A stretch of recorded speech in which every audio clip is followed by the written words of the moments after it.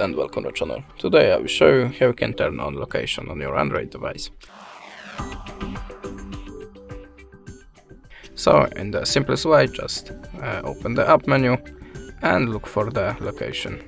Now just turn it on.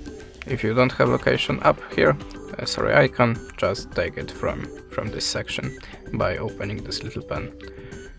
But if you want to add location permissions to specific app, we have to open the settings and go to the apps.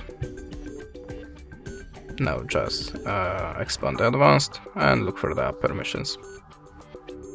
Now just go to the location and add location permissions to the app that you want to set. And that's it. Thanks for the watching. Leave us a subscribe, recommend, and goodbye.